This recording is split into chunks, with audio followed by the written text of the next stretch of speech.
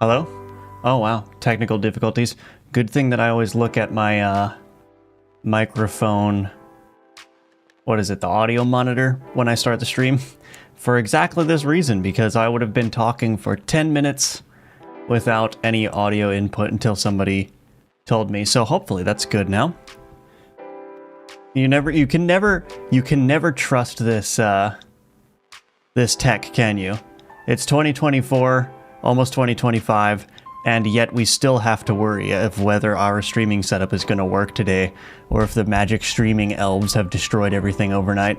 But anyway, you know, technical issues aside, welcome back to the stream, everybody. It's good to see you. So today we're going to be working on some art, going to be continuing work on the new boss for the graveyard. As you can see on my screen here, I've done quite a visual overhaul of the graveyard. And I'll get into why I did that in a second. And I think there's still some work. I mean, I don't think that there's still some work to do. I know that there's still some work to do. And so we're going to get into all that. But first, I want to call out that if you'd like to support my work, please check out the links in the description below. I've got a couple of Udemy courses for sale that teach you how to build a complete game in the Godot engine. I've got a GD script and a C# course, so you could choose whichever one you like, or you could do both of them. And also Wishlist Gunforged, the link for that is in the description below as well. Gunforged will be releasing very soon. It's going to be my most, let's say, sophisticated commercial game that I've released. So yeah, be greatly appreciated if you could wishlist that, and the demo is also available on Steam as well, so you can play that and send me your feedback either on the Steam forum or as an email or as a comment on this video. So with all of that out of the way, hello Benja, welcome back to the stream. It's good to see you. Hello Pavel, I hope I said your name correctly. I'm sure you hear this all the time, but the Polish names are always hard. I'm assuming that's a Polish name, but please correct me if I'm wrong. Hello, Ivan. Welcome to the stream. Good to see you. All right. So yeah, let me get into a little bit of why I have done this graveyard rework. So the previous Polish, yep. Okay, good. The previous graveyard was like an overwhelming sea of purple and red, and the background kind of looked really ugly. I don't know if I still have, yeah, so this used to be the old background tile, and it was just purple, and the spikes were kind of messy. Like, these were the old spikes here. I mean, it looked fine, but it was just too much like red and purples, and it actually made visualizing or seeing enemy attacks very difficult. And it also didn't look that much like a graveyard. So what I did is I basically started redoing the tiles. I've got some new stone color for the background elements. I've made the spikes more prominent, so those can be used around these pits here. And the path has remained the same. I like the path. We'll probably redo this torch art at some point as well, but we've got this background piece here. I think I'm going to put like a little gate or something in there just as decoration, but I'm thinking that this is looking much nicer overall, and still got a bunch of work to do. But eventually what I'm also going to be doing is including some decorative items, right? So maybe get a little couple of red mushrooms, some fly agaric or agaric, however you say it. You know, the classic red mushroom with the white spots. Get some of those around here. Of course, include some gravestones so that this is actually shown as a graveyard. And I think that this just looks much nicer.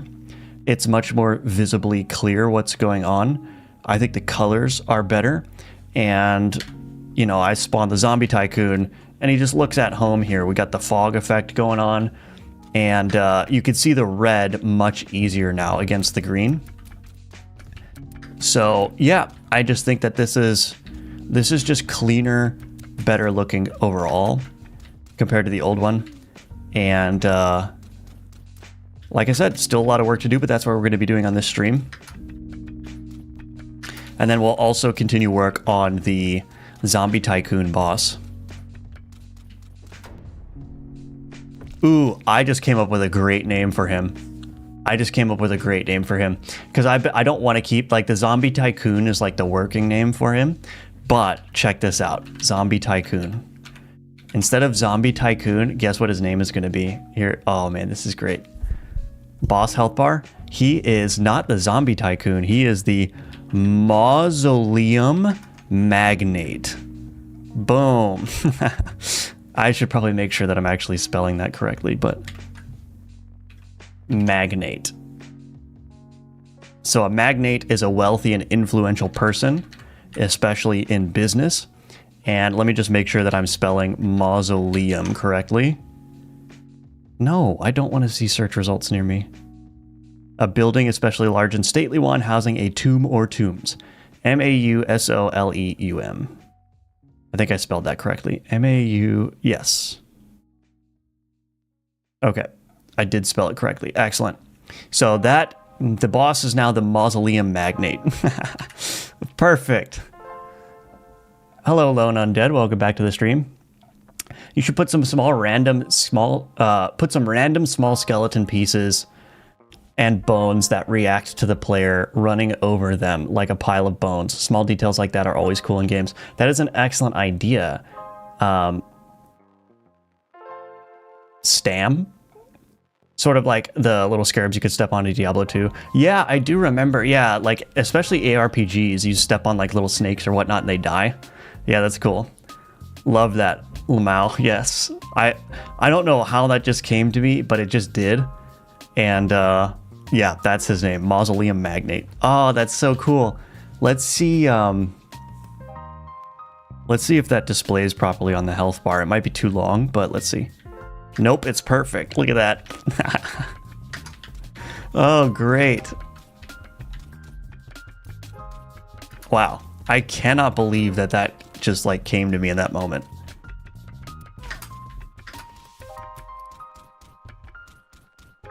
Oh my goodness. Okay, anyway. All right, so let's continue on with the art. So what I'm currently working on is I'm getting these edge pieces in place, which are basically just thicker walls that are fading into the background color. So if I go into the game here, pretty basic, but I don't think I need something more complex than that. The other thing that I'm lacking is variability in the tiles. So I need to get some tile variants built or drawn for this. But yeah, all of this it's incremental, right? So just getting the basic style in place first, and then once I'm satisfied with that, then I can introduce variants and whatnot. But let me commit what I have, because I actually did a bunch of work.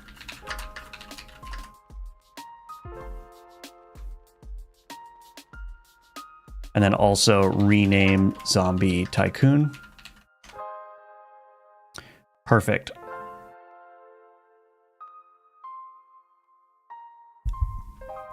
Okay, sorry, give me 1 second here.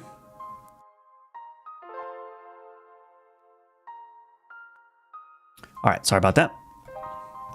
So, let's get back into some art here. So I've got this. This should be relatively simple to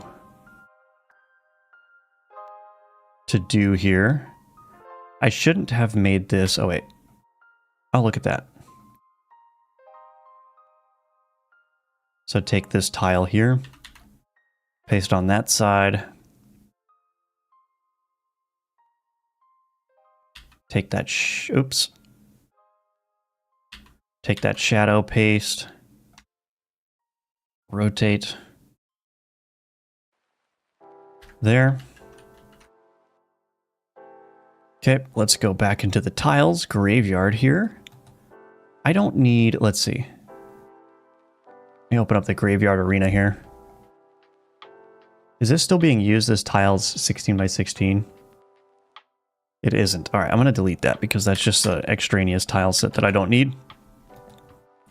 So now I can put this. I've also given up on auto tiling.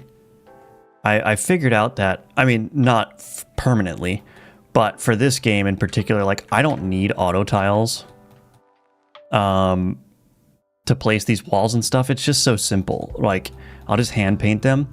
I do have auto tiling for the grass pieces so that I can use the priority to randomly place the tiles, but everything else I'm just going to be hand painting because it's just easier. I don't know why I was like obsessed with setting up auto tiling for some reason. It's like, or instead of spending all that time, I could just do that and done. So the other tricky thing is that there's a Y sorting issue here, which I'm going to resolve. Actually, I should probably resolve that soon, huh? Oops, played the wrong one. So there's an auto tiling issue that I had with the hub room, which is that any tiles that are above the Y equals 0 point don't work. So you can see that I can't see the bullet effects. They end up rendering behind this wall. And that's just a consequence of the Y sorting and these walls being above Y equals 0. So I need to shift everything downward, which is going to be difficult, but okay. So that's looking good. Cool. Got to add some collisions there, though. Okay, collisions added. Okay, and then of course there's the corner pieces. I do have to figure out what I'm doing here. I think what I'm going to do is, for the bottom segment, I think what I'll do is I'll copy this. These tiles here. My tile set is a mess. Like, there's no rhyme or reason to where I'm placing things, but I think that's fine. Oops. I want to do this. There we go. Is that what I want to do?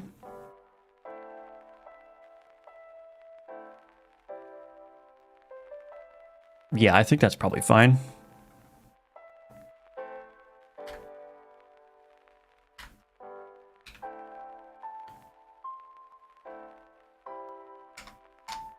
Okay. And then the shadow. What kind of shadow should I do here?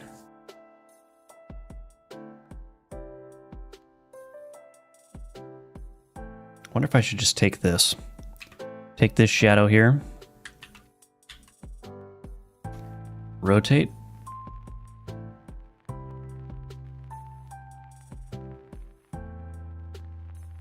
Do something like that. Okay, let's see how that looks for the bottom. So that would be here. So instead of doing spikes here, I'm going to make this match the top to some extent. Hello, Omri Kippy. Love your tutorials. Thank you. Appreciate that. And welcome to the stream. Can't you just flip the tile in editor instead of in the texture? Yes, I could have done that.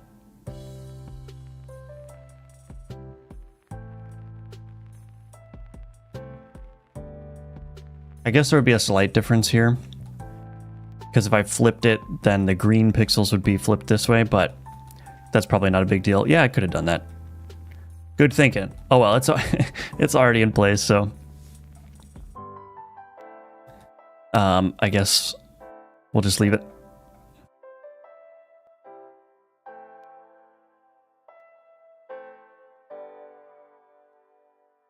Okay, so now the foreground here.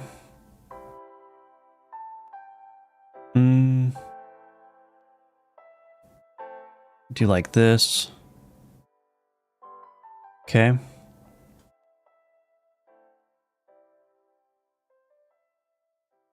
Now this is going to be the tricky part. Go to my tile set paint. I need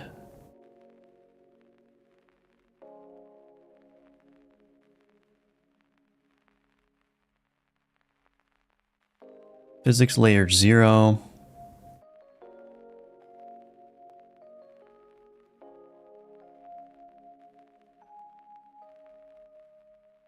I can't remember. I think this needs to be the physics layer 1.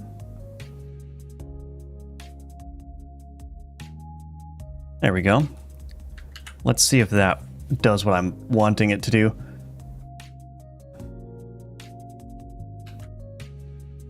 So there should be a like a little bit of where I can go under the wall. Oh. Okay. Did I not use the right wall?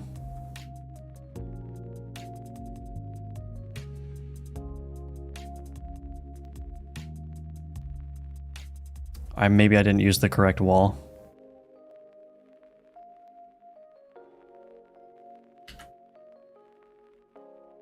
Hello, Ariane. Welcome back to the stream. Good to see you. I keep running the wrong scene.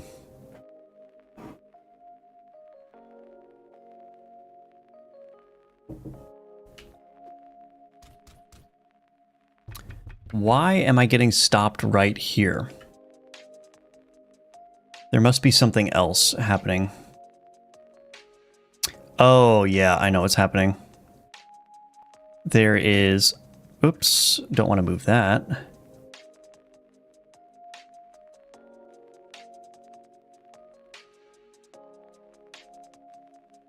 These need to be removed, these tiles here. That ought to do it. So those tiles underneath were providing a collision, which I don't want. Okay, so this is working. Somewhat.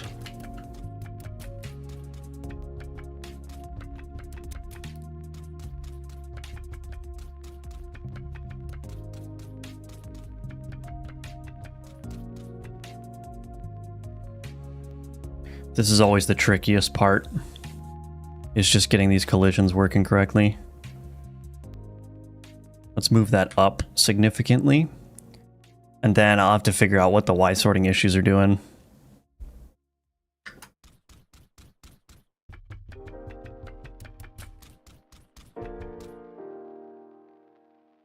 Okay, now I think this might just be a matter of changing the Y sort origin.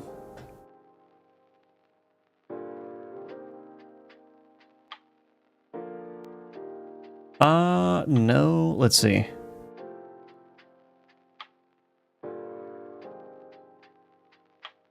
Y sort is enabled.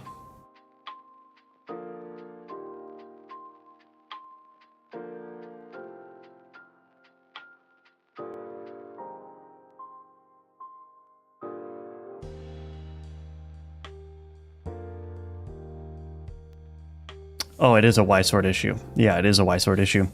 This Y sort origin needs to be 16. I might as well make that one 16 as well. So push that Y sort origin down. And then let's see if that works. Ugh, wrong one again. That's all right. I like the new arena theme. Thank you, Christopher. Yeah, I think it's much better. I think it gives the impression of a graveyard much, much better. Why is this not working? Did I go the wrong way with it? Oh, you know what? I probably went the wrong way with it.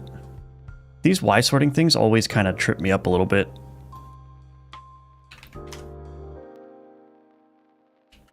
Do I want to make it -16?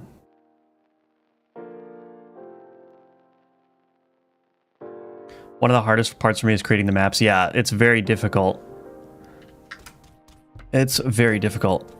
Nope, that doesn't work either. What is going on? Why is this not Y sorting properly? So the Y sort is that if the origin, if a Y value is, so the lower Y values will be rendered behind everything. So higher Y values will be rendered on top. So 16 ought to be the proper Y sort origin here for this tile set. So these should always be rendered on top.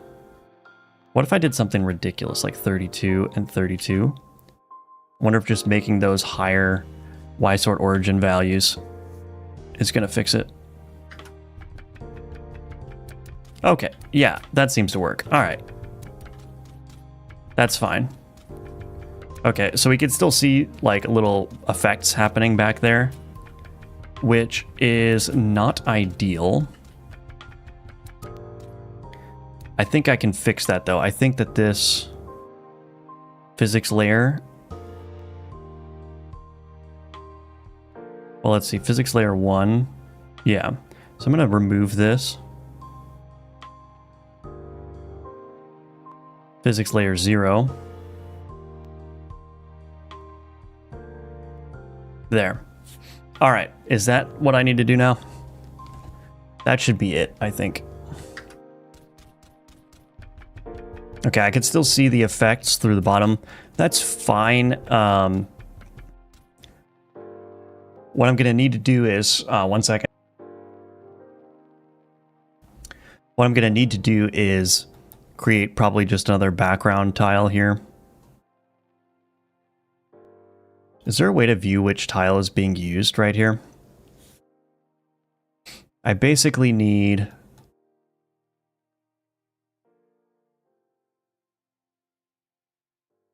atlas coordinates. Oh, there's an easy way to test this. Oops. Oops.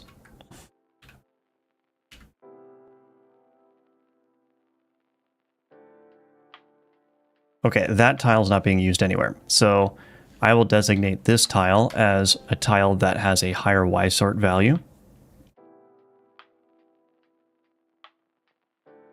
It's going to be really confusing, but we're already this deep, so. Y sort origin 32. So we're basically just pushing the origin way down, which means it's going to render on top of everything. I could actually paint the Z index as well, but modifying the individual Z indexes gets really kind of hairy. So I'll just use the Y sort with everything on the same Z index.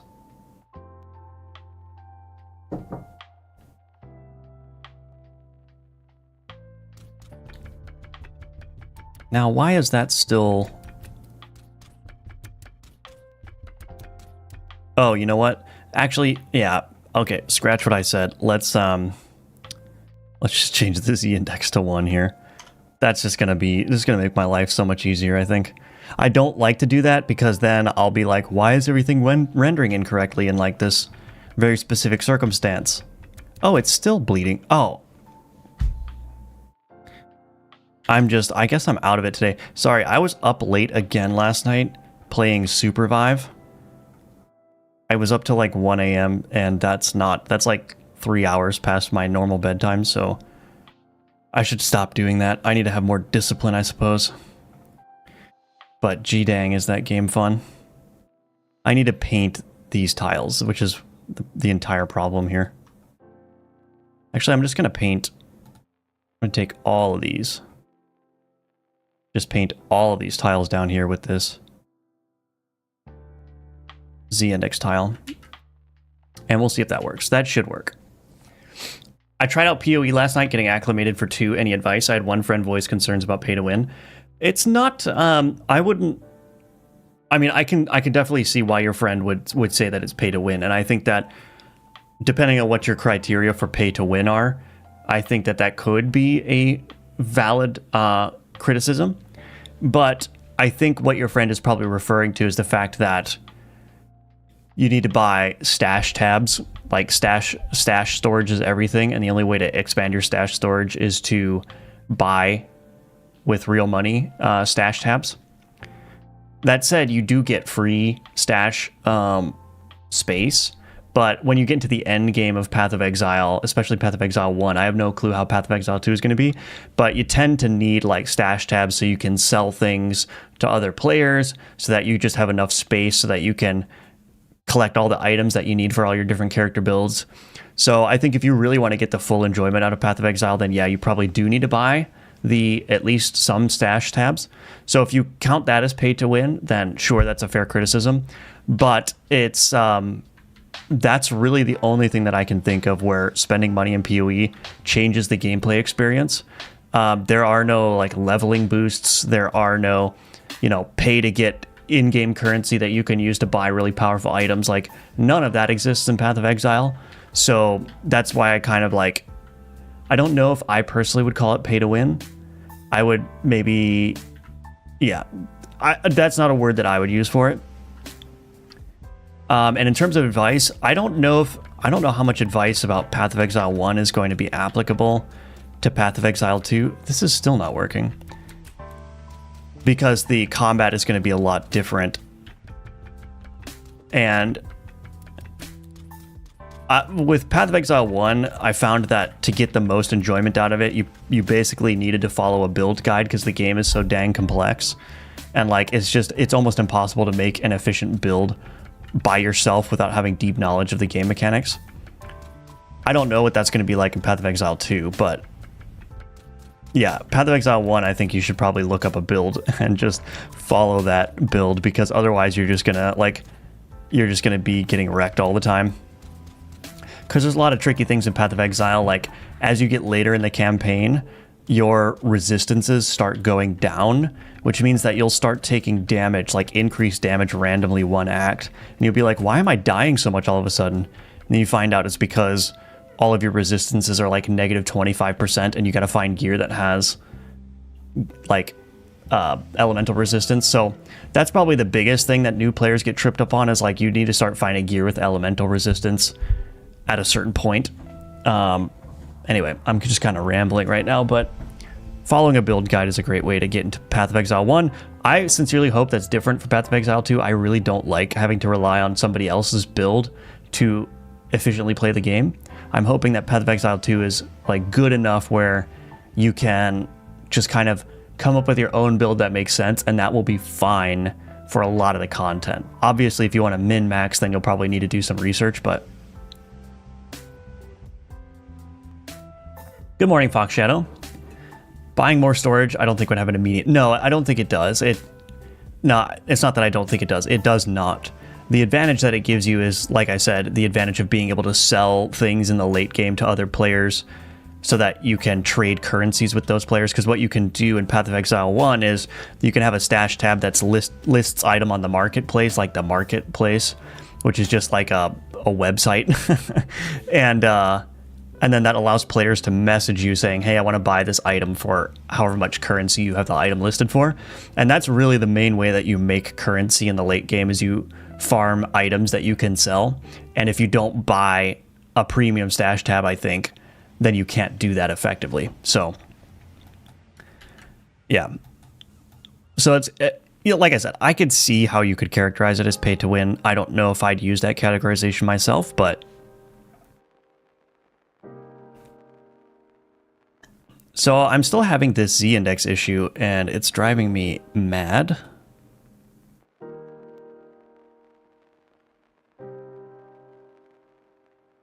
Oh. It's because this needs to actually be something like negative 16. No.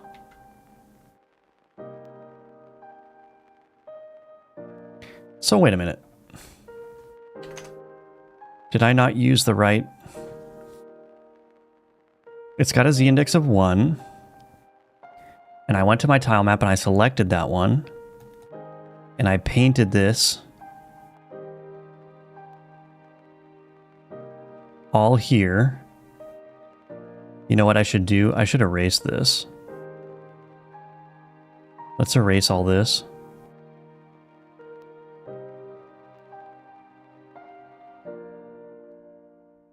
Put the foreground tile map layer back. Yes, and then with this now.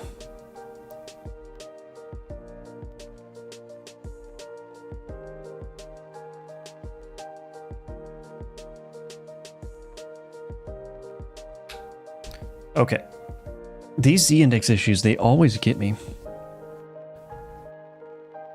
Thanks for the info, you're welcome.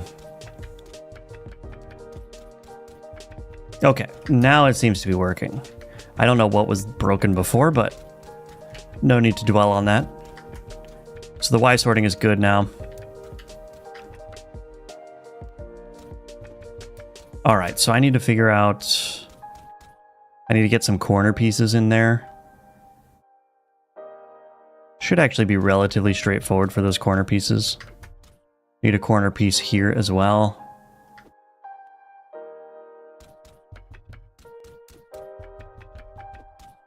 Okay, there's something bothering me here, which is that there's like a double up shadow here. Yeah. I've got I've got stuff just everywhere here, so. Get rid of that, get rid of that.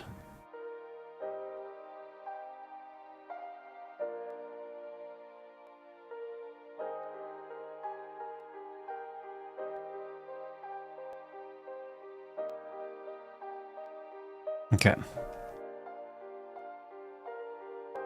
That should fix the double up shadows. Yep, that looks good.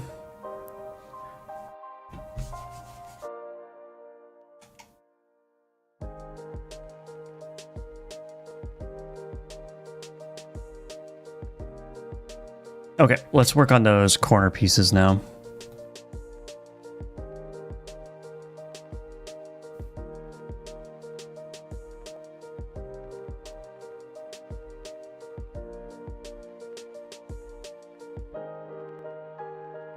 So what do I need? I need...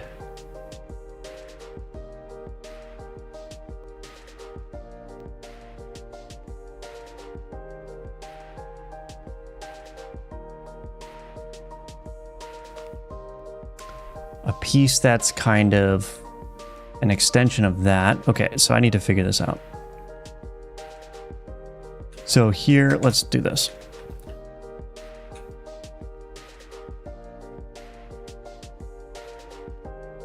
Grab that, grab that.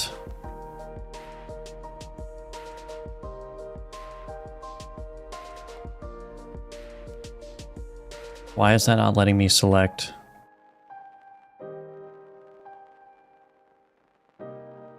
There we go. Okay. So we end up with a situation like this. So what I need to do is I basically just copy some aspect of this over. Like so. Just bring that line straight down.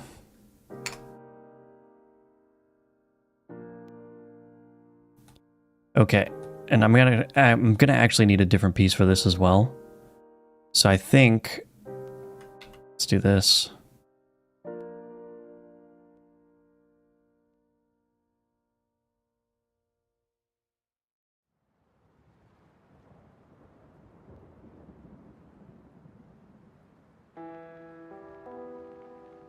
Yeah, this is going to be a little bit awkward here.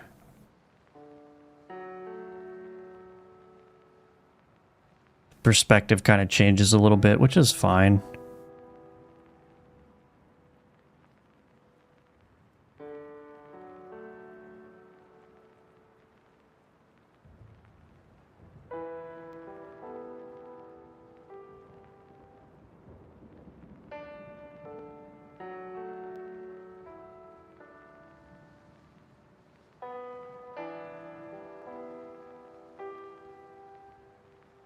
think that looks decent.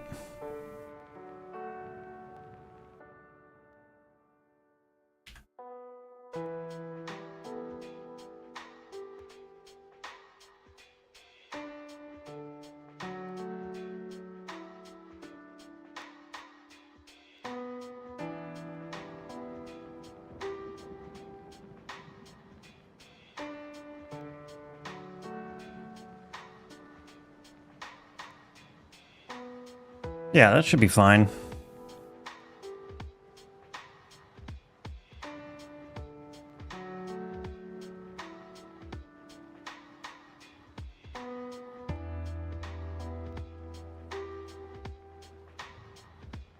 I can always clean that up later.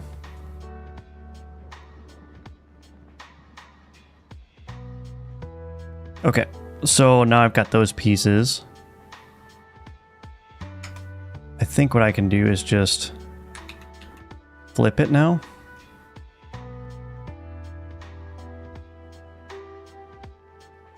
That ought to work. Very simple, very straightforward. Go to my tile set here. What just happened? Oh.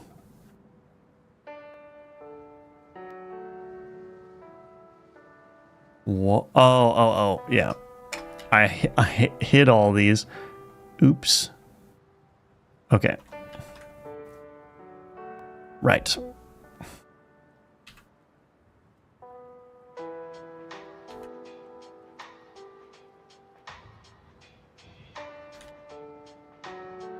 Come back. Thank you. All right, so this tile set here, I need to now set up those tiles. So those right there. Let's go ahead and just add those collision shapes right now. Going to be the full square.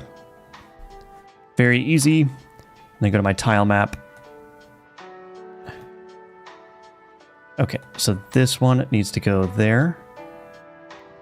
Oh, I didn't paint. There we go. Okay, perfect. And then there. Oh, I'm on the shadows layer on accident. Oops. So this probably needs to be... The one piece needs to go on that layer. I'll need to add a shadow to that as well. But then the second piece needs to go on this foreground layer.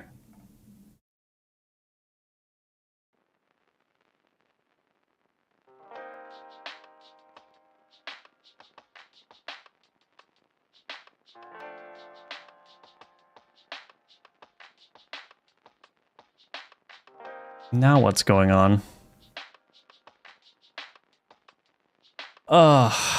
It's always something. I guess what I'll do is I will erase.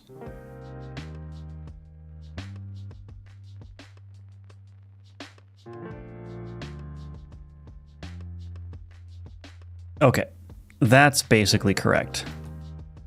So now I gotta go over here and do the same thing.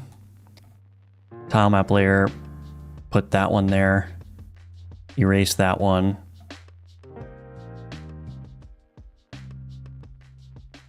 Okay, and like I said, I gotta add the shadows.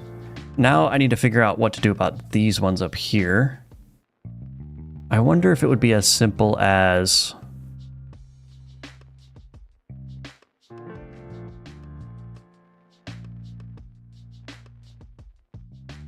adding another... Oh, wrong layer. Adding another one there. Yep, and then this one. And then I just need a corner piece for this up here.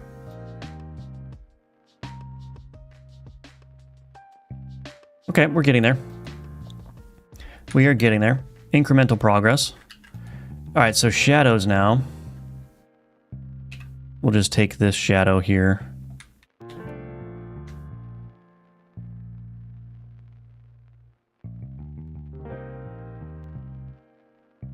No, I don't want to take that shadow. I want to take this one.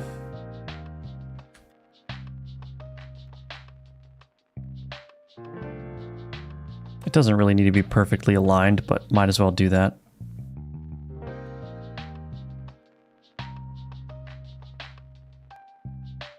Okay, and now I can take these shadows.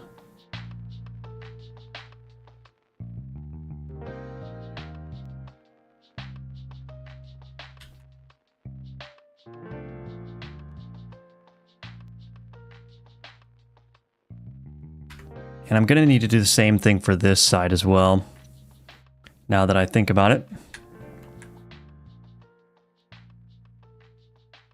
Oh, that ends up working pretty nicely.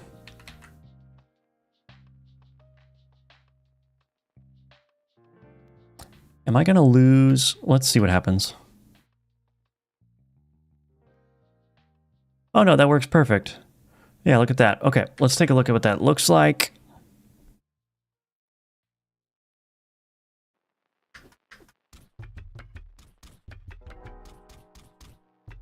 So there's a little bit of a Y-sort issue here. I don't really know how to resolve that. I don't think that's not something that necessarily can be resolved. I think I could probably make this a little bit better by, in this foreground tile map layer, getting rid of... Nope. Are you serious? Oh.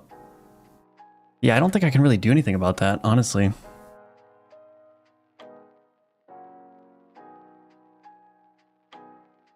I don't think it doesn't need to be perfect, the Y sorting, because the player is never going to be shooting into the corner like that.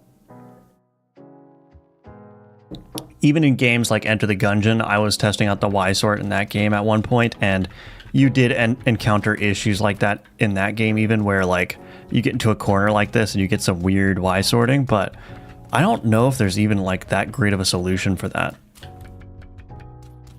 Like there's going to be some kind of clipping no matter what you do without going into like some convoluted solution. So I think I'm just going to say that's fine. Not a big deal.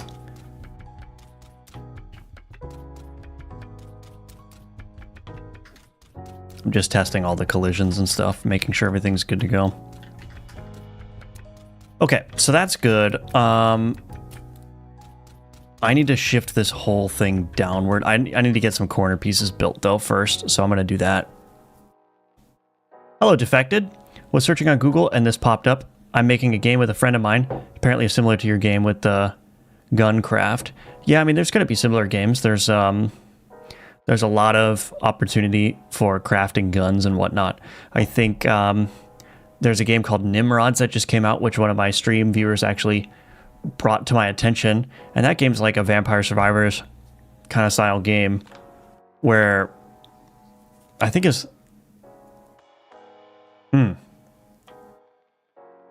sorry, every level up you get a new gun part, so that's kind of very similar.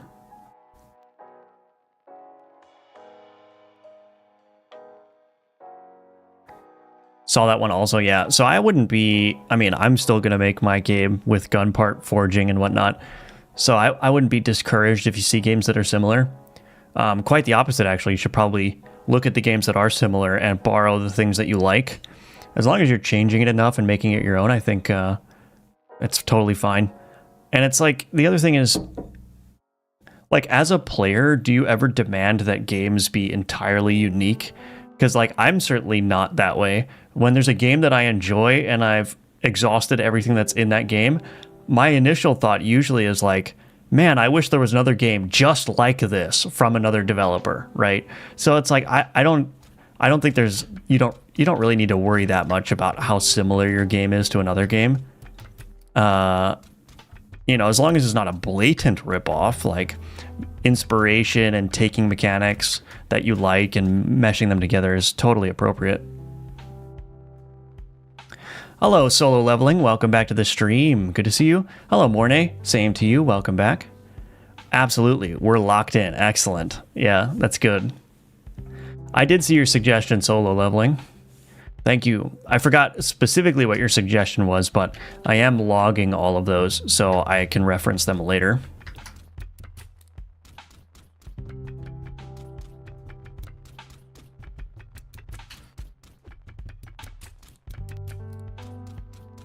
Okay, let's make those corner pieces. So 1, what do I have? So up here.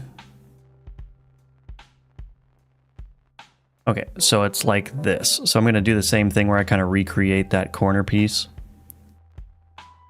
So we're going to take this.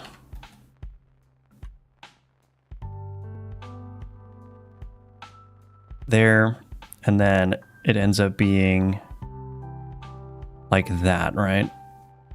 Yeah.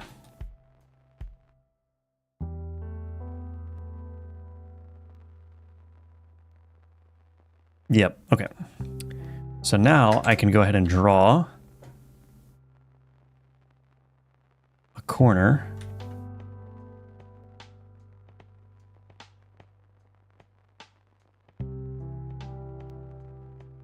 Maybe I'll try to make like a condensed version of this.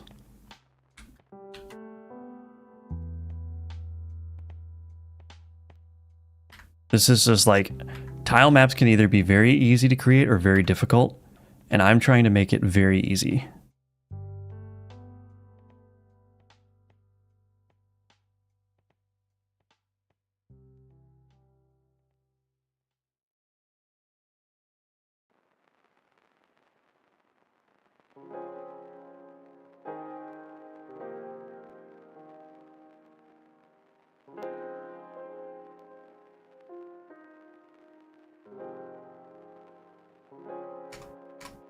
Oops.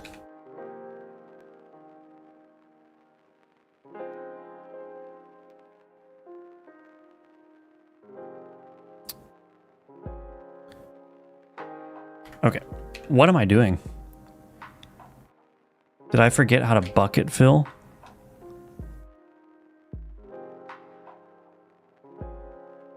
Paint bucket tool, there we go.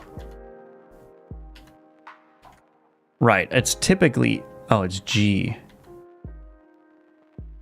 Okay. Cool. So I think, I mean, honestly, that looks good immediately.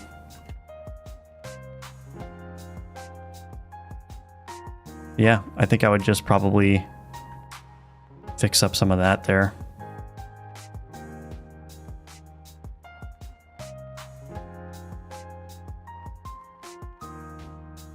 Yeah, it doesn't look terrible.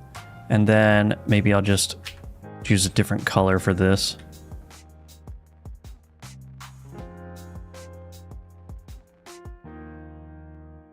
No, maybe not. I wonder if I just actually, I mean, this is going to be shadow probably. But if I did something like that, that actually looks better. Yeah, I like that better.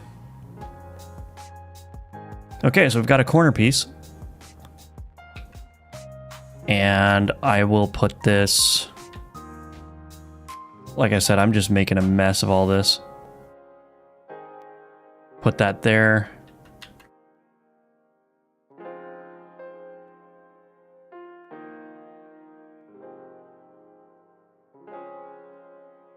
I don't know, am I gonna need a shadow for this piece? That's the question.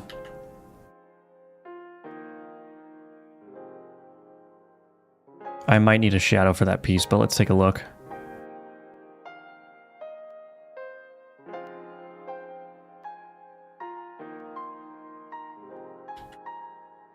Add those two tiles. Tile map, select this one.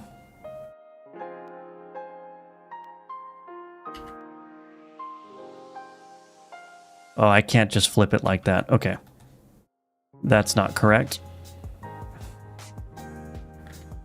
So it looks like I am going to need to have like a shadow on that one. So let me do that. Also, this flipping is not correct. What I actually need to do is I need to take this and just move it down here. Like that, I believe. We'll see. That might not be correct, actually. But anyway, let's take the shadows now. And I think we got to copy this shadow. Put that there. And then copy this shadow.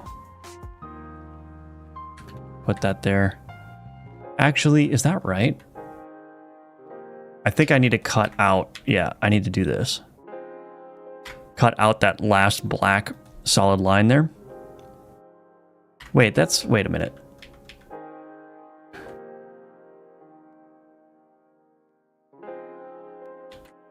Why did that not just work? Oh, okay, well, whatever. All right, let's see what that does. Much better. And then over here, yeah, so over here, this one is a little bit different. So this one actually probably needs to be, I need to take this whole thing. Let's get rid of the shadow real quick. I need to take this and like move it over.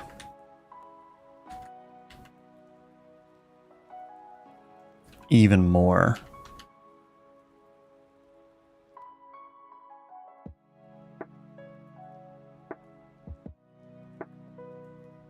Okay, so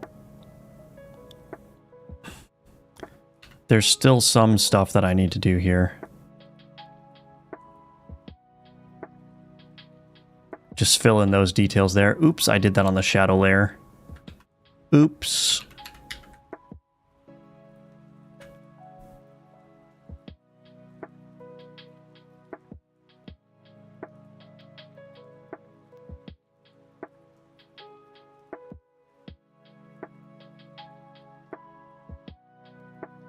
There we go. All right, let's take a gander. The mad scientist. Oh, yes, I remember now. Yep.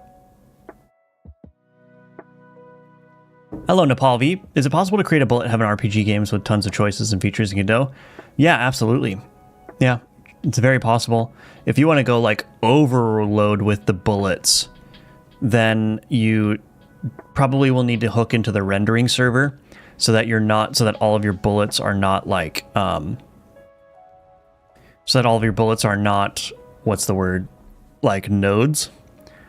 Because if you have like, if you want to have like hundreds of bullets on screen, then that could tank the performance quite a bit, but you can get around that by using the rendering servers and the physics servers as well. But yes, it is definitely possible. Hello, Eifendor. Composition tutorial helped me a lot a while back. Excellent. I'm glad to hear that. Welcome to the stream. It's good to have you here. Give us a link. I don't know if links work in the chat. Maybe a link to a YouTube video works.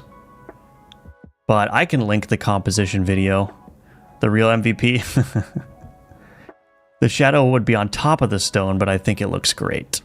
On top. Well, I'm trying to be consistent with what's going on here. Do you mean I should remove the shadow from the top of the stone and just do it on the left-hand side? Actually, you just gave me an idea. Hello, I just found you today and I love what you did there. Good job, heavy follow. Thank you. Insta-kill-Ann. I like that name. Insta-kill-Ann. Excellent. All right, so yeah, thanks for being here and great to have you. Yes, but do your idea. Yeah, for sure. Let's just see. So if I take the shadow here, I'm basically just going to delete the shadow from... Oops, I did the wrong one.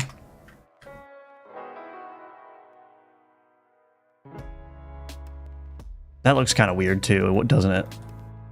I have a heavy suspicion that that's not going to work, but let's take a gander. I think, yeah, I don't know. That doesn't look right, does it? There's just something inherently awkward about this position, this part of the map.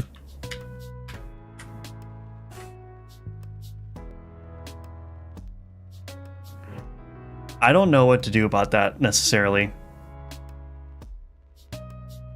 The inner portion should be darker.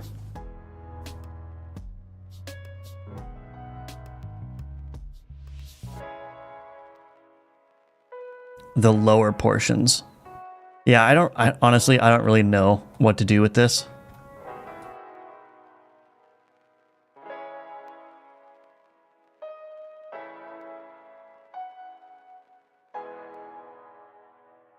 yeah, I think I'm just gonna leave it for now because I'm not. To be honest, I'm not an artist by trade, so I actually don't know. I don't know how to fix this. It looks great, it just doesn't need to change. I'm just being picky. No, I appreciate that. I appreciate the feedback. I just don't have like I don't have the proper art skill yet to know how to handle situations like that. So, all right, I'm gonna take a quick 2-minute break to get a drink and stuff. In the meanwhile, please check out the links in the description below, and I'll be right back, and we'll get right back to this.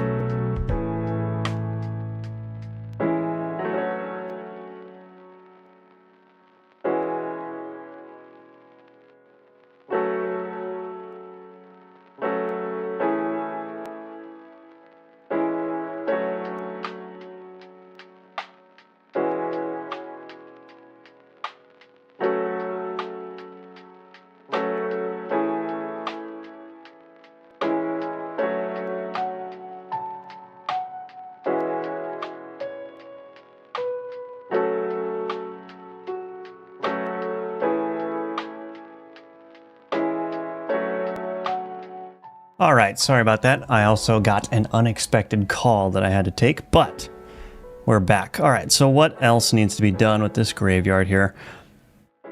So yeah, obviously there's quite a bit that needs to be done in terms of adding variety and flavor here. But to be honest, I am a little bit, well, okay, so there's one thing I need to do, which is I need to move this entire tile set down. So that's going to be interesting. Before I do that, I'm going to go ahead and commit this. Graveyard tile updates. I think we'll probably, after I get this tile map situated for now, move back to the Mausoleum Magnate boss, which is, oh my gosh, I love that name. And maybe come up with another attack for him. I need more ideas for attack patterns that he can have. I'm trying to do something interesting, and I'm just hitting a block on that, but let's get this situated first. So I think the easiest way to do this is just going to be to go layer by layer and just gradually move everything down by a predictable number of tiles. So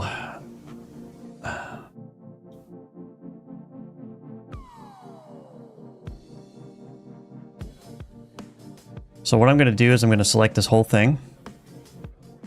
I'm going to select this whole thing.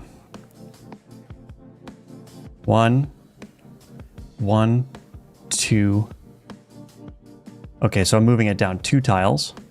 Do the same for this one. 1. Oh wait, did it move everything? Oh, it moved all those things down. Okay, so maybe I just need to do the foreground now. 1, 2. What is going on here?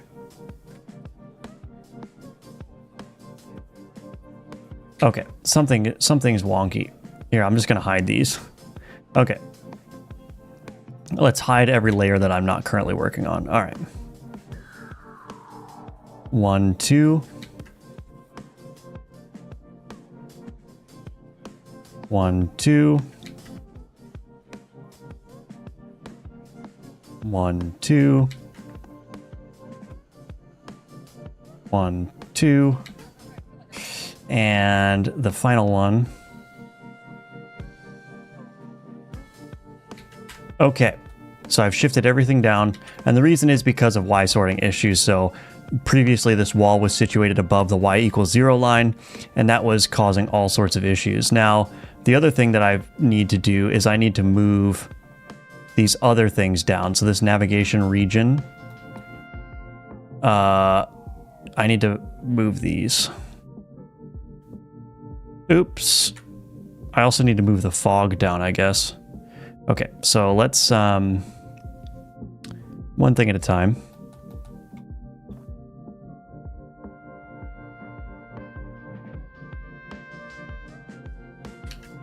Okay. Oh, looks like the navigation region is automatically updating. That's nice. This is wrong. Why is that not updating correctly?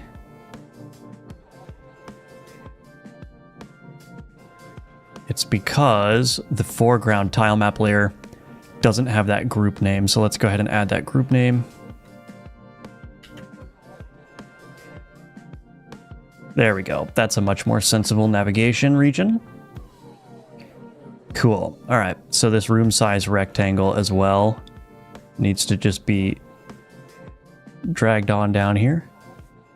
Okay. Point light 2D. This just needs to be transformed. Transform. The position needs to be plus 64 because I moved it down to 32 tiles. So there we go. This actually doesn't even look like it's in the proper spot. I'm just going to go ahead and place that there. There we go. The center marker of the room, this... Okay, I'm just going to start locking. I need to lock things more. That's what I need to do. Lock that. Lock that. Center marker. Lock that. Lock this. Lock that. I'm going to go into my base thing here, and I'm just going to lock all these positions as well. Can I lock all these at once? I cannot. So I got to go one by one. Control L. Can I do this? Can I do this reach with one hand?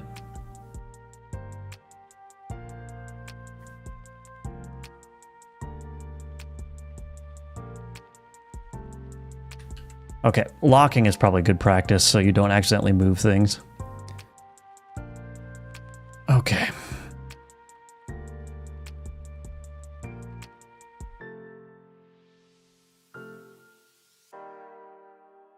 Cool. Everything's locked, and I'm going to lock this as well. All right.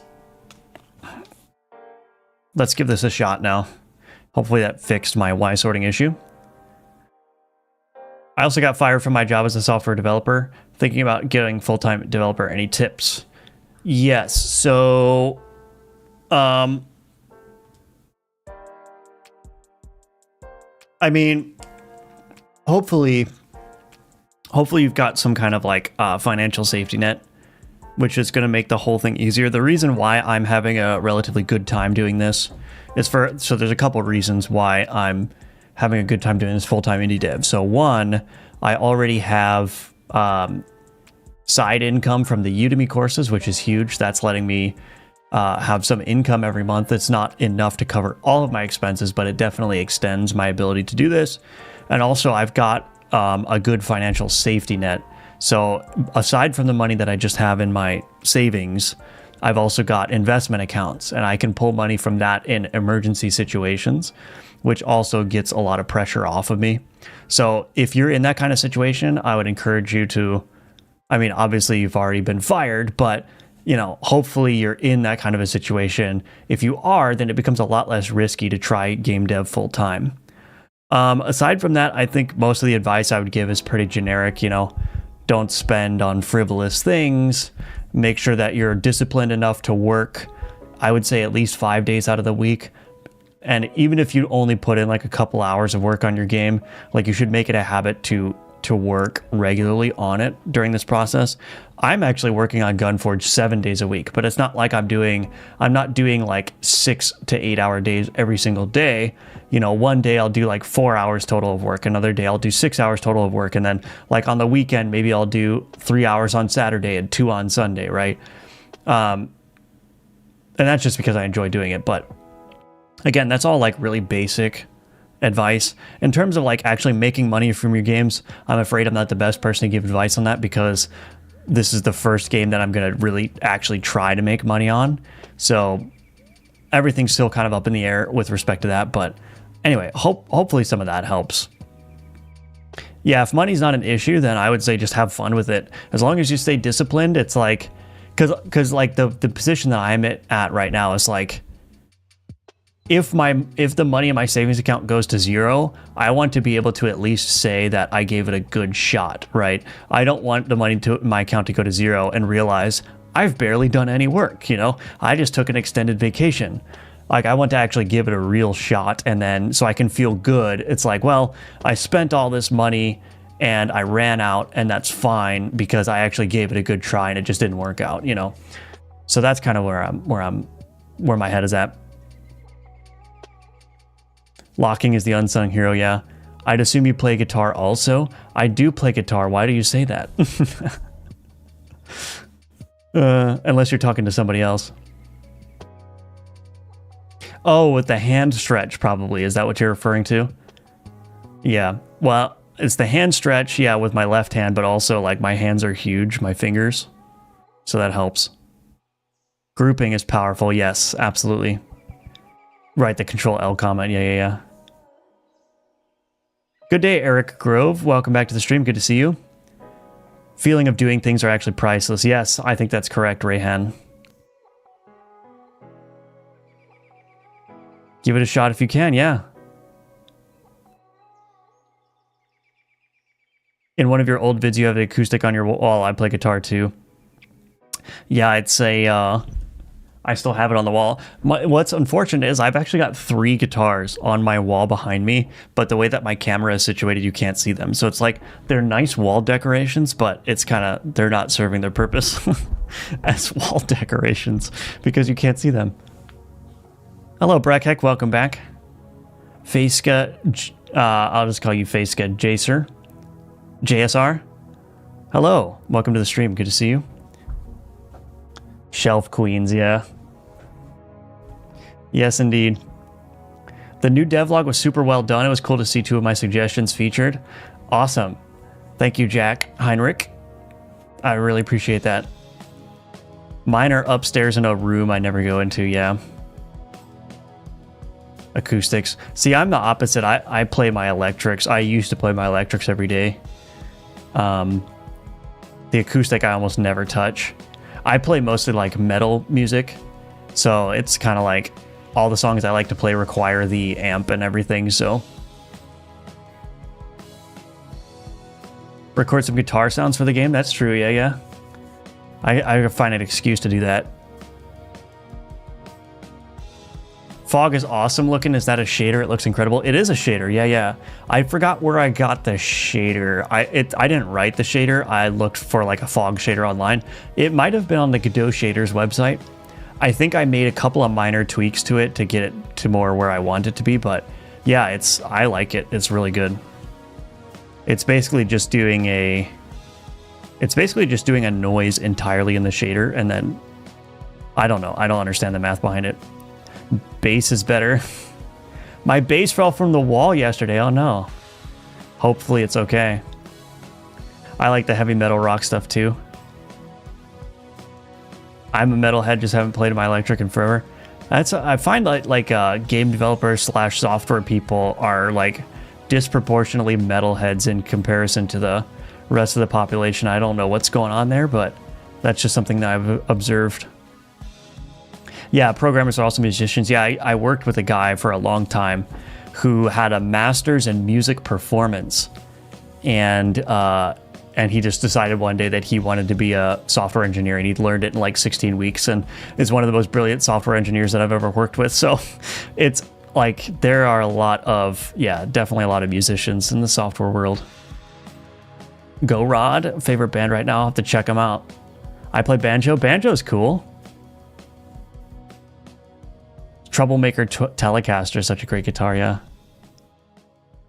I have an American made, or no, not American made. Is it? No, it's not American made. It is Mexican made or something. I have a Fender Stratocaster. That was my first electric guitar. But it's currently in the closet. Well, hanging on my wall right now, I have a Schecter Hellraiser. And then on the acoustic, it's a Taylor, like Academy something. And then the other guitar is a ESP. I forgot what it's called. It's the Arctic White ESP guitar with a single bridge pickup and no fret markers. It's pretty cool.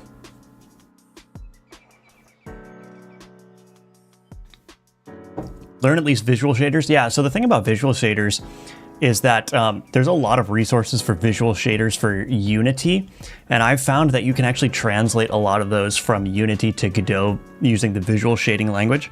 So if you find a really good shader on for Unity, you can pretty easily match up how that shader is working into the Godot system. I work with metalhead programmers a lot. Seems like there's a lot of crossover, yeah. Programmer but can't wrap my mind around music. Well, yeah, it's one of those things. I'm not like a great musician. I don't know any music theory or anything. I just basically memorize the songs and then play them. It's mostly just like it's just a hobby for me. Hello, The Red Velvet, welcome back. I want to make music for my games, but I don't know how. Yeah, same. I wouldn't know where to start with music composition, honestly. Made in Mexico strats are really good in many ways. Bang for buck, better than American made. Yeah, I'm pretty sure mine was made in Mexico. But it's a great guitar. I like it. I had a knockoff Stratocaster. Flying V Jackson hanging on the wall. Randall half stack. Orange head, talkative acoustic, and Taylor acoustic. Yeah, Flying V. I love the Flying V Jacksons. There was at one point where I wanted a Gibson Flying V, but I guess that was just a phase because when I ended up buying a new guitar, I didn't get it. I got the ESP instead. I'm a huge Metallica fan, so I was like, well, they play ESP, so I'm gonna try getting an ESP, and I actually love my ESP guitar. It feels really good. Takamine, I haven't heard of that brand, or Takamine. I haven't heard of that brand, so.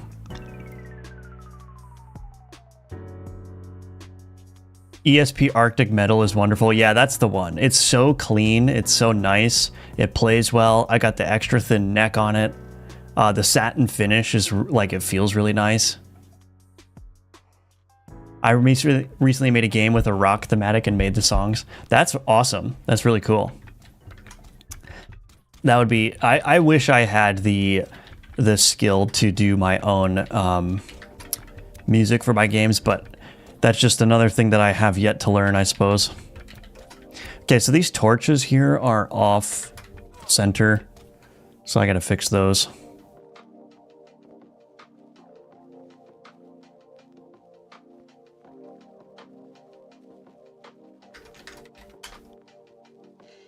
Nope, that didn't work. Okay. Okay, now that should be fine. ESP LTD, but it's busted, needs a ton of work.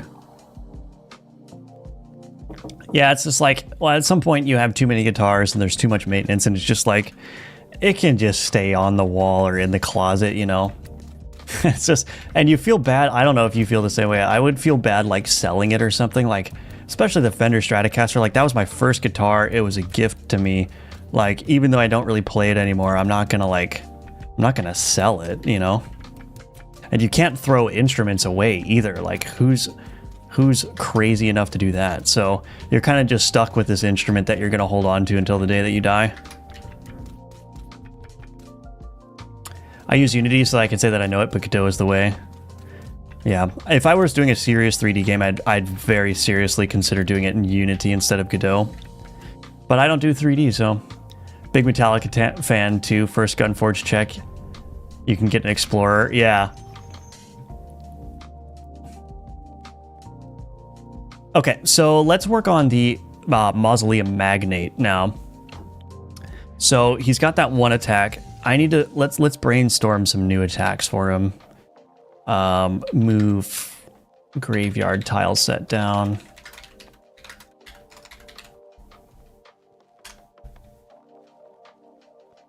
So let's take a look at the Zombie Tycoon.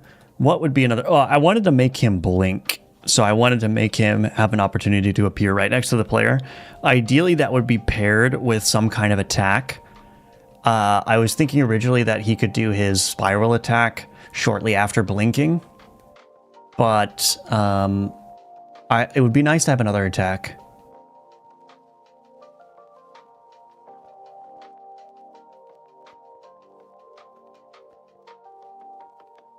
I'm thinking maybe, I don't know. Maybe he should have some kind of like bullet pattern. Ooh, it'd be kind of fun to do a bullet pattern in the shape of a $sign. Can I do that?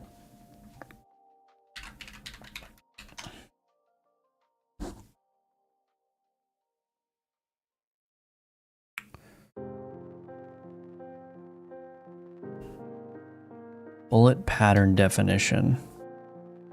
We're about to dive into some ancient code here.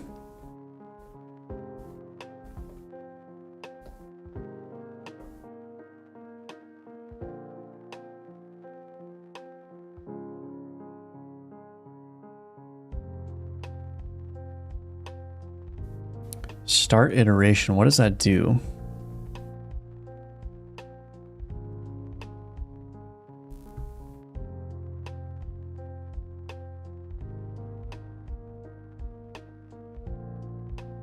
Calculate offset positions.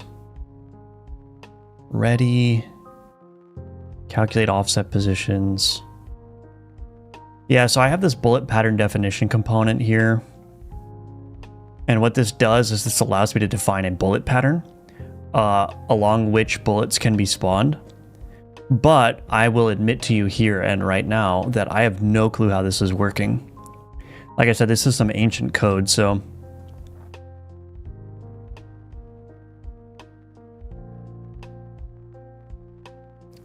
Bullet pattern definition component is immediate equals true. Offset positions.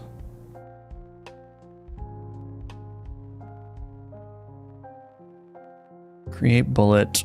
Set rotation delta offset all node 2D.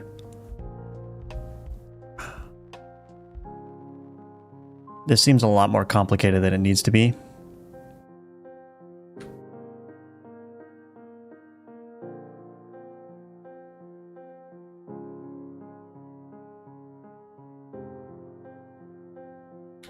So I essentially need to copy this here. Okay, let's just see what happens. So the way that this works is I have a bullet pattern definition component. I can define the amount of bullets. I can define the rotation speed. I should be able to define a start rotation. Maybe I'll add that so that it can be randomized in terms of what its starting rotation is.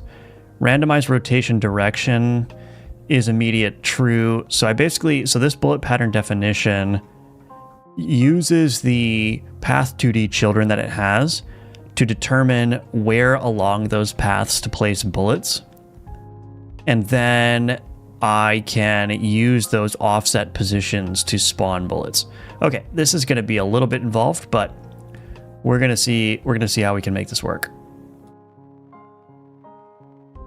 So let's start by creating a bullet pattern definition for the zombie tycoon here.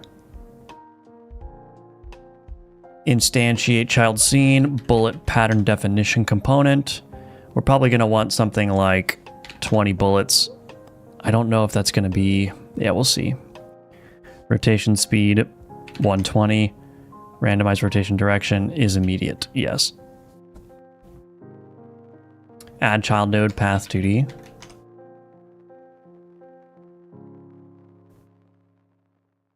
So I don't know. Okay. I think this bullet pattern definition component probably needs to be like up here. And then for the path 2D, let's do this. Configure an 8-pixel snap here.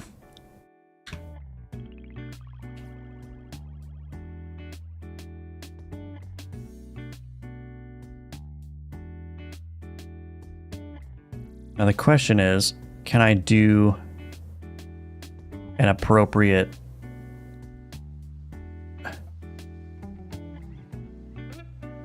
Do I not know how to do an S? Oh.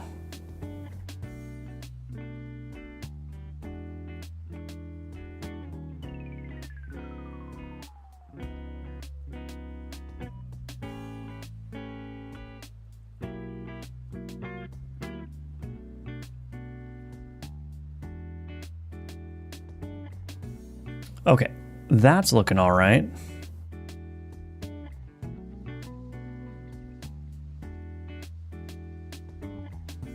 I don't know what's going on. Okay, and then I'll add another path 2D. This is going to be interesting to see if this works. And then we'll do this. So it's kind of like a dollar sign, right? Tell me that I drew my S correctly. I did, right? Could make it a little bit more rounded as well, but I'm just going to see how that looks to begin with. Okay, so very simply, I'm just going to try to get the code working here. So I'm going to set up a timer that just spawns this. And I'm going to center this a little bit better around him. Okay, so I'm going to create a timer that just automatically calls this. So add child node. Well, I might as well set up a random timer for it. Bullet attack timer. Let's do 2 and 3. One shot auto start. Bullet attack timer.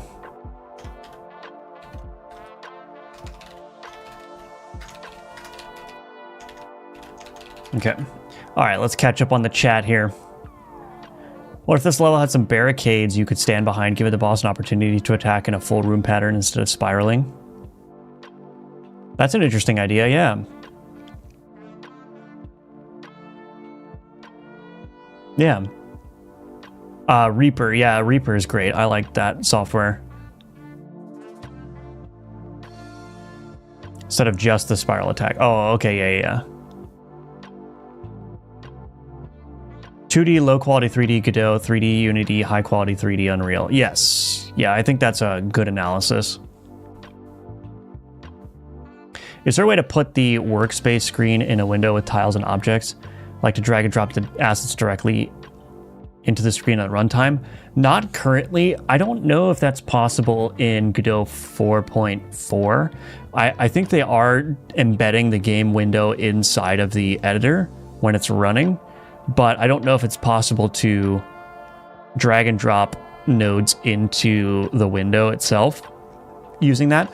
I do know that with the typical hot reload for Godot, if you load a scene and then you make changes to the scene in the editor while the game is running, that typically will sync. But there are some cases where it doesn't work, and I honestly don't know the cases where that doesn't work. But yeah, if you're running a scene and you make a tweak to it, typically that will be reflected in the running instance. So, like I said, it's a little bit iffy, but Godot doesn't have as impressive of debugging capabilities like that as Unity does, for example. Have him throw his cane into a portal below him and let it appear near the player. That's an interesting idea. Yeah. Doom. Yeah, I know Doom's music is good. Got to get that Doom soundtrack on Spotify, yeah. Is there any difference between GDScript and C# in terms of performance? There is, but only in very certain circumstances. C# is generally just faster as long as you stay in like the C# layer. But if you're doing a lot of stuff that's like calling between the C# layer and the C++ layer, I don't know how big the performance difference is compared to GDScript. I think there probably is always going to be a slight performance, but I know Miz is, if I got the right number of is there. I know that he used C# for a very specific part of one of his games, and that improved performance dramatically. But he didn't use C# for everything. He just used it for a very specific instance. So it depends on the situation, but yes, it can be better.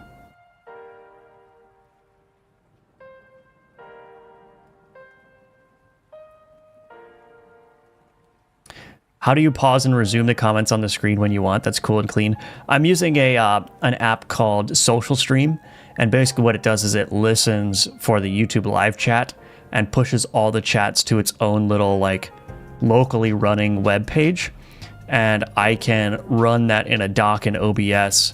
And when I click it, I mean, there's various OBS setups, but I can click your comment, and that will highlight it on the screen for me.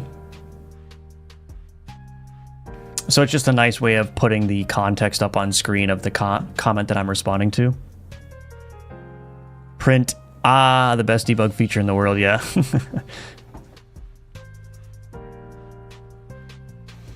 Okay, let's see how I can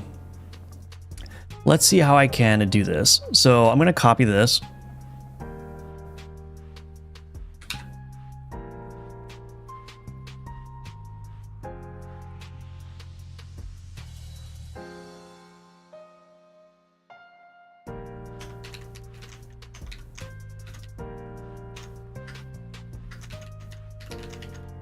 So I'll create a comment, or not a comment, signal connection on bullet attack timeout. We'll paste that there.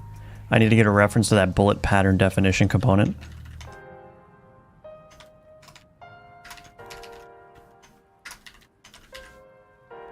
And I also need to start this again. This is not going to be the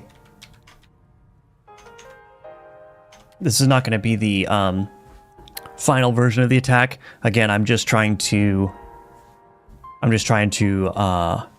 gosh, why are the words failing me? I'm trying to test this out, the pattern.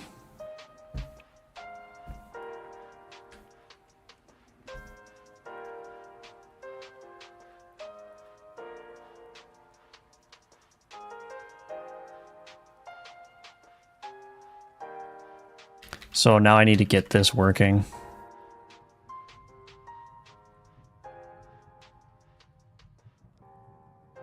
Okay, all right. So I need a resource preloader now. I've already got one. enemy bullet, put that there. Var bullet equals resource preloader dot instance scene or null bullet component enemy bullet. Okay, and now I need to start this. So bullet dot initialize gun stats. So gun stats dot make enemy gun stats vector to direction. What is the direction here?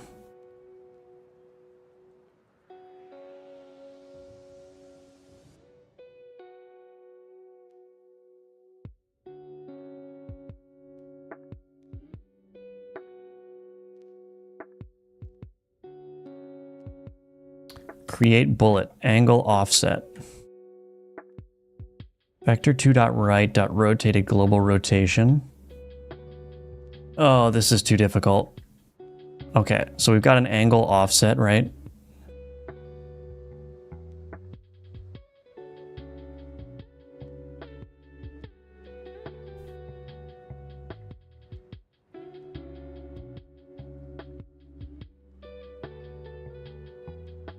I don't know what this is doing.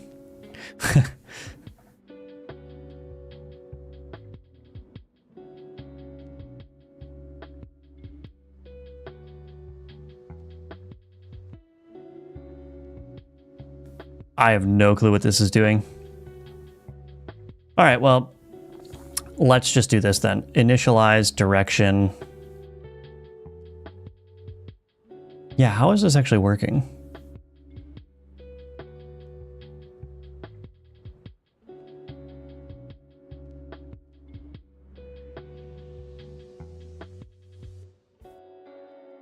All right, well, I think the best strategy now is just to get something appearing and then figure out what's broken beyond that offset. Okay, whatever, let's try it.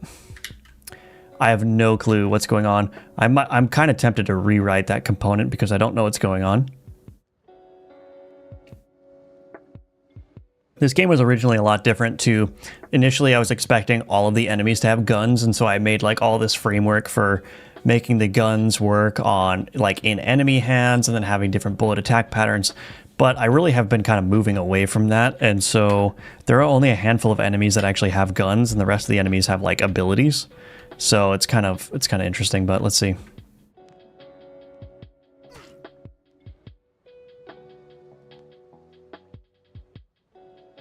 Okay, that appears not to be working. Why would that not be working?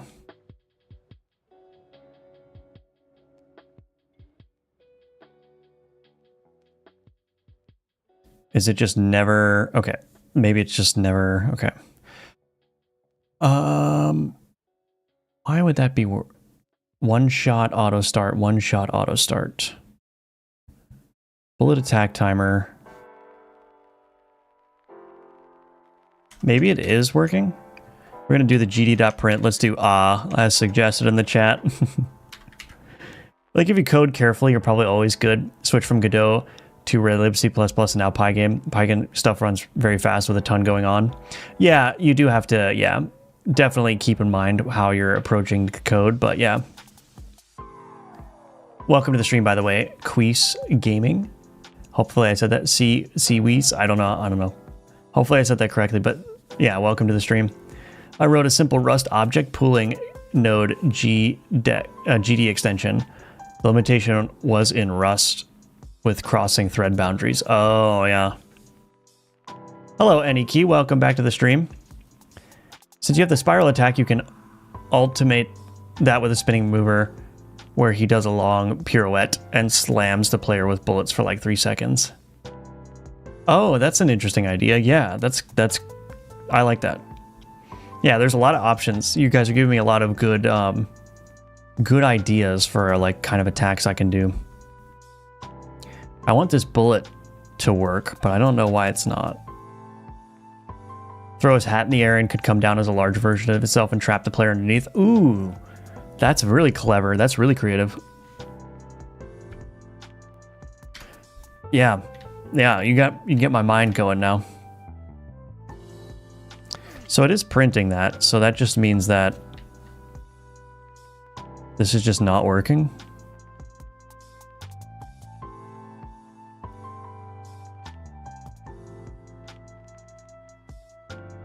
Calculate offset positions. Did I not set the bullet count?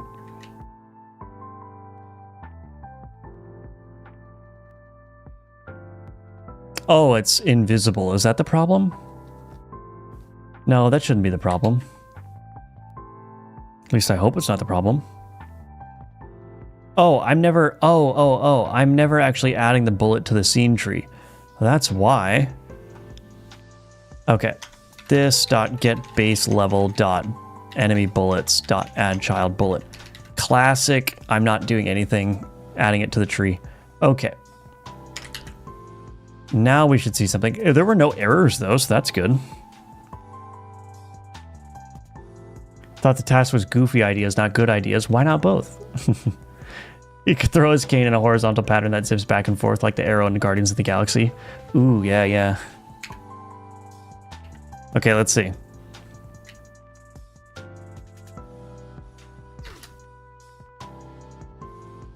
Okay, nothing is happening. Alright, it's probably time to do some debugging, huh?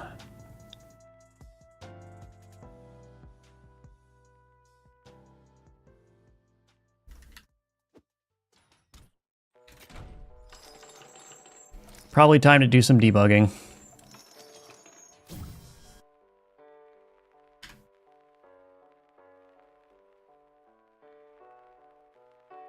Okay, so I've got a bunch of offset positions here, so that's good. The bullet is being created. The bullet's being initialized. Rotator component. Okay. Add child rotator component. Offset all node 2D. Is that how it's working in here?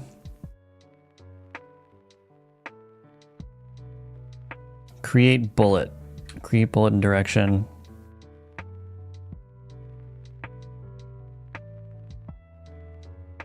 Oh, I'm not changing the bullet global position. Okay, so it looks like I need to add the bullet to the scene tree first. Add the bullet to the scene tree first, initialize it, change its global position. Okay, so let's do that then. So we're going to add it to the scene tree. I'm going to change the global position first though. Bullet.global position is equal to bullet pattern definition component.global position. Add it to the enemy bullets node, initialize it. This is never going to be null, so I'm just going to remove that. Alrighty, alrighty. So let's see if that works now. We're going to get this money bullet attack working. This dollar sign. It's the last thing I do. Ooh, there it goes. We need him to come up here though so we can see it easier. Okay, alright. So that could be higher resolution for sure. So let's change some things here. First of all, the line, we'll put that before. And then this path 2D, I want to make it actually bigger.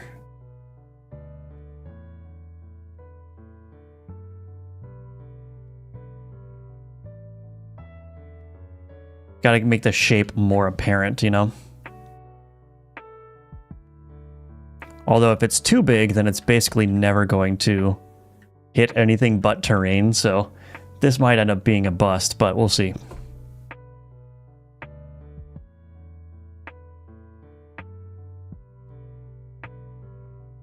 It's always going to the right as well, so that's a problem.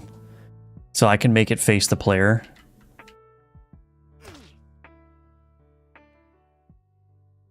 I can't really tell that that's a... that's supposed to be a dollar sign.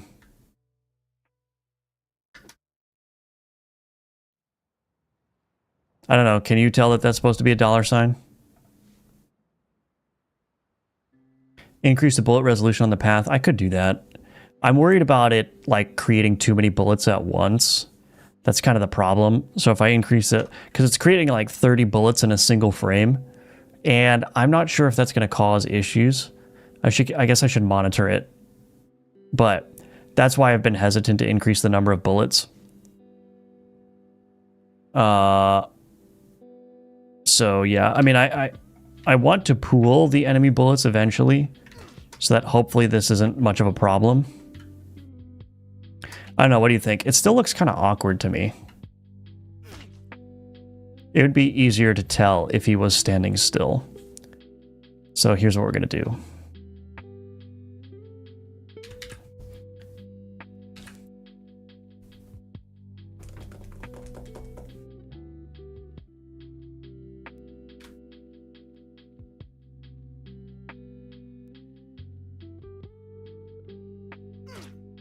I mean, you can kind of tell, I guess.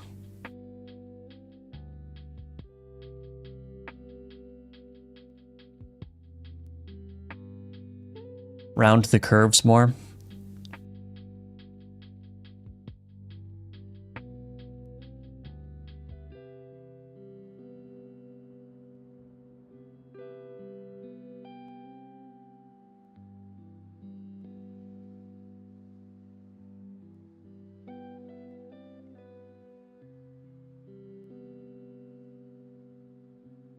See if I can just use this Bezier curve or whatever to do that.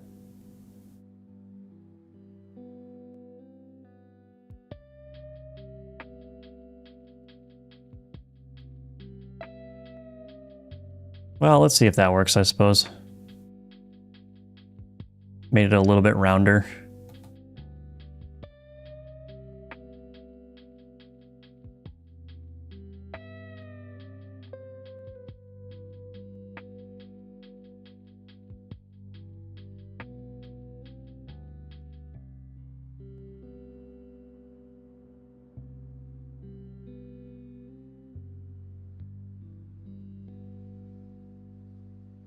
Okay, well, that's not a great S, but we'll see. We'll see if that works.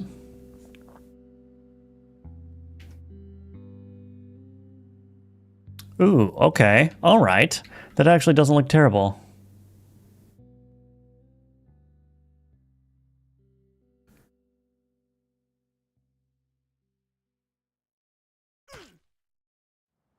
One of the problems that I'm noticing is that it looks like it's distributing the bullets evenly among the number of paths rather than evenly among the total length of the path.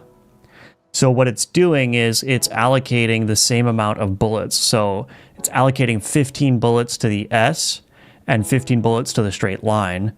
But that ends up looking weird because the S is actually a much longer path than the line. And so the bullet density along the line ends up being higher than the bullet density along the S.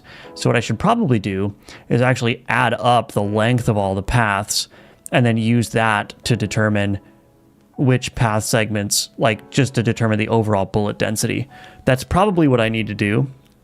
I don't know how difficult that's going to be. My assumption is that that's going to be very annoying, but let's see. So to calculate offset positions, yeah, it's doing count per path.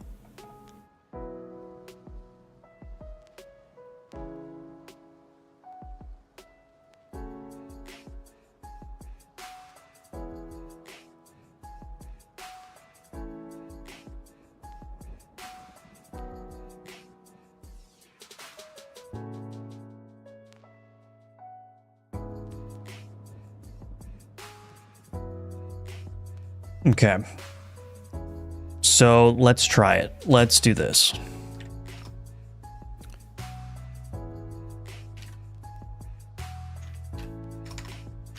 So total combined path length is equal to 0.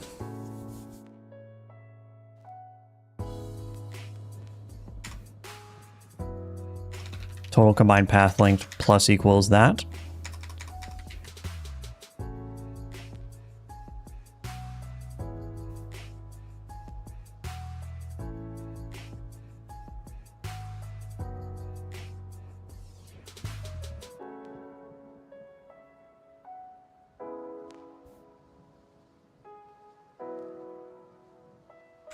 var path to length is equal to new dictionary path 2D float. Oops, why did I do that?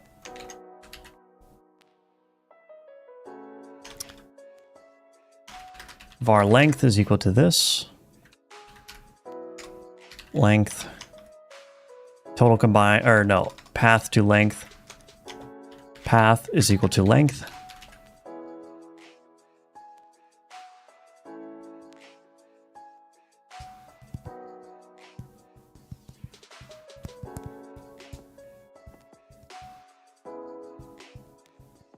Count per path.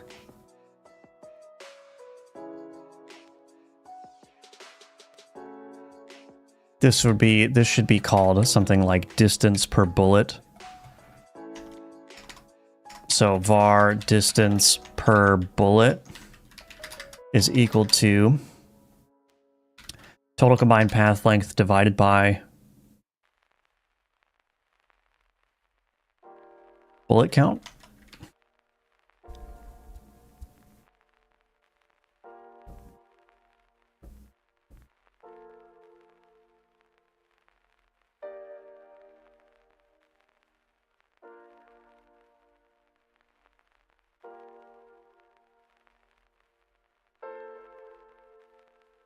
So this should be a loop now.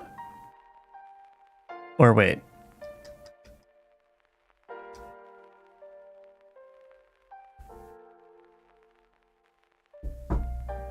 So I'm trying to think of how this is going to work. This interpolation offset percent denominator count per path. I need to spread out the bullets evenly among all the path segments. This is going to be a tricky one. Sounds like a lot of math, just guesstimate. I mean, I don't know how you would guesstimate without doing math. I don't know how you would guesstimate it. But if you have a suggestion, let me know.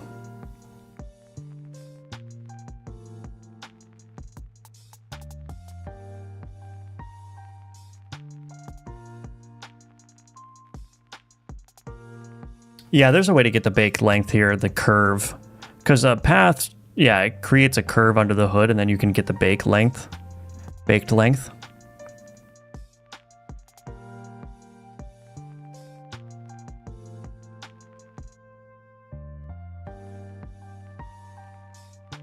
So what I essentially need to do is...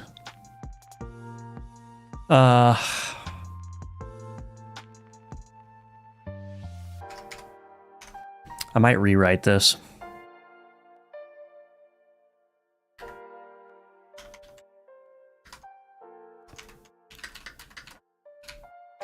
So var I equals 0, I is less than bullet count I plus plus. Var distance along path is equal to distance per bullet times I.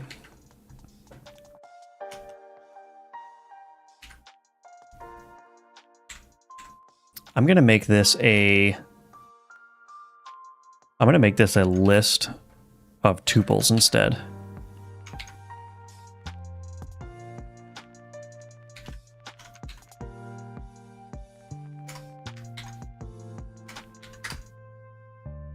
So that I can preserve the ordering.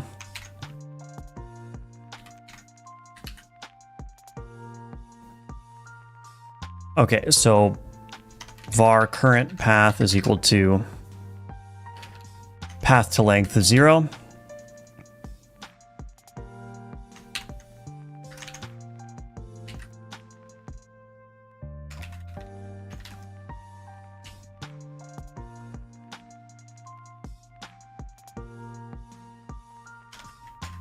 Var current path index equals 0.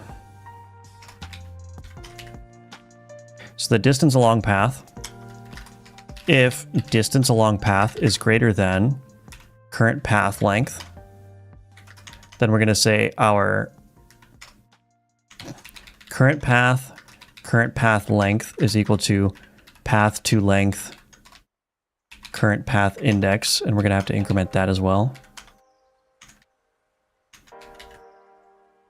So basically, if the bullet we're going to place goes beyond the path that we're currently on, it's going to go on to the next path.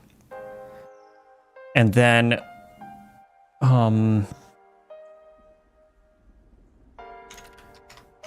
var total distance of bullets placed equals 0.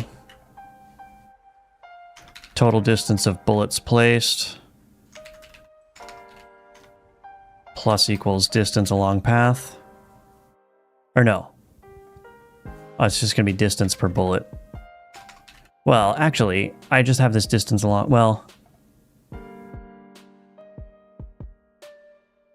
The reason I need to do this is because in here what I'm going to do is do total distance. Actually, let's try this. Current distance along current path equals 0. Current distance along current path is equal to, or minus equals, current path length. So when we go on to the next path, we'll subtract the current path length from it.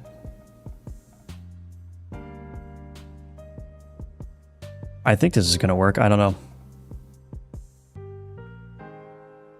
So var percent along current path is equal to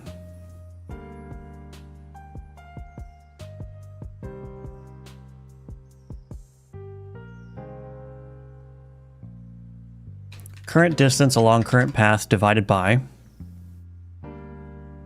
current path length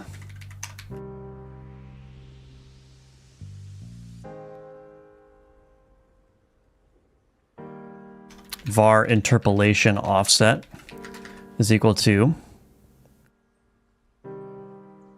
current path length. Oh wait, I guess I don't need that.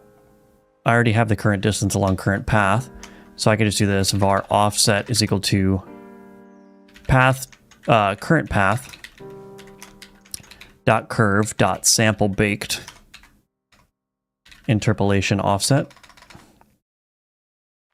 which is just going to be the current distance along current path, right? Yeah. Result dot add offset. Okay, well that's a little bit convoluted, but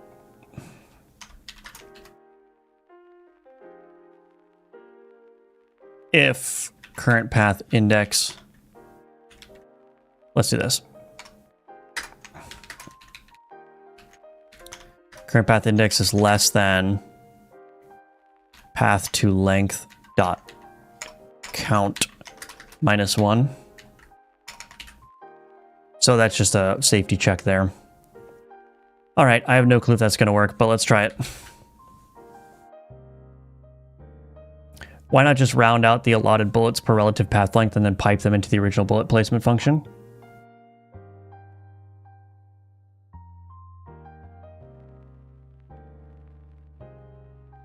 The problem is I need to sample the path position of every path.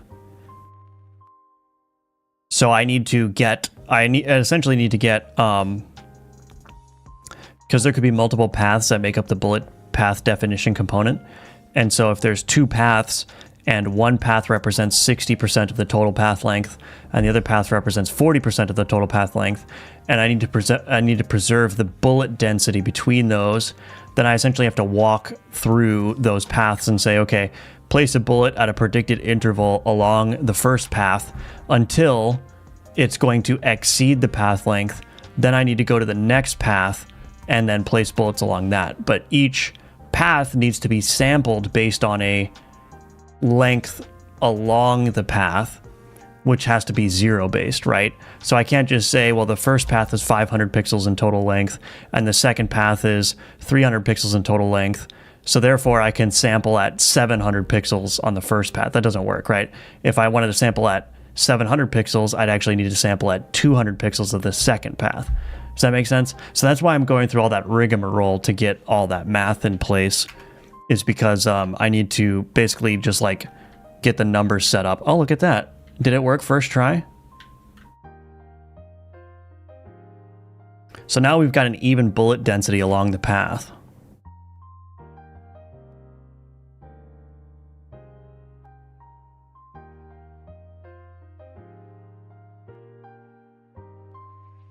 Looks great, thank you, yeah. So I think what I can probably do now is I can actually probably turn down the number of bullets again, and also I need to extend this a little bit. So there is a little bit of a problem where like the last bullet may not be placed at the last part of the path, which is fine. That's just something I can work around by moving that up and moving this down, I think. Maybe even down a little bit more. And let's see. I can't believe that worked first try. Wow.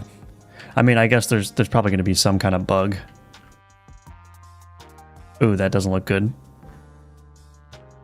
So I think I need to do the opposite. I need to move this down.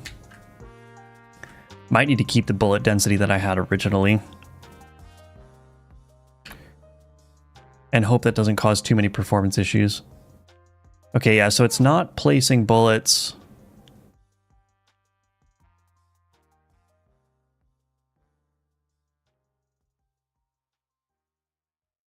It's actually not placing bullets correctly along that second path.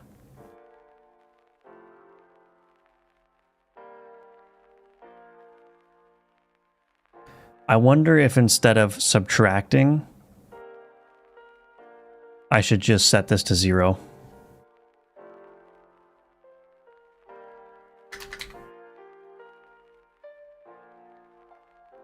I wonder if that would help.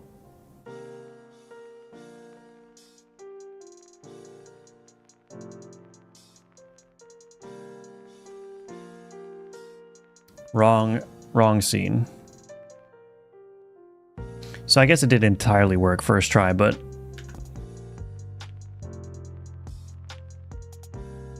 that doesn't fix it either. Okay, so there's something weird going on here.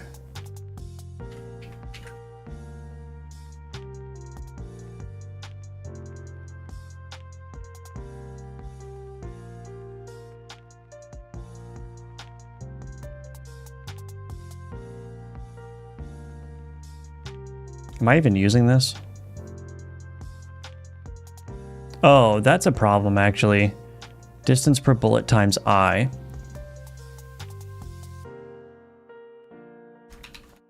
I don't need this. That was probably throwing it off. Okay, so never mind. I celebrated too early. It wasn't correct.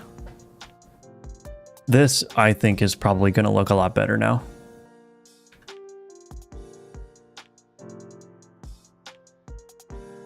Nope, it still has that same issue. Those two, so what I'm doing is, maybe I'll turn off the rotation for a second.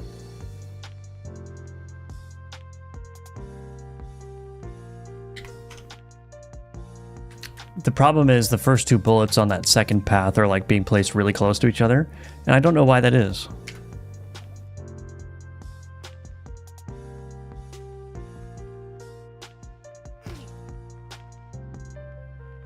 Or the bullets down here, you see that?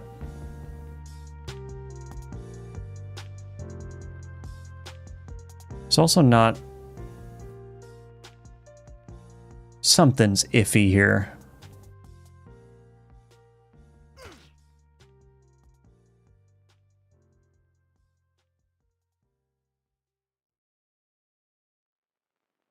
Those two bullets are like right next to each other. That's the end of the path though, so it might just be a consequence of going over the path length. Let me think about this. Distance per bullet, total combined path length, divided by bullet count. Current path index is 0. Current path length. Okay. Current distance along current path is 0. Iterating over all the bullets. If current distance along current path is greater than current path length. Okay. Distance per bullet.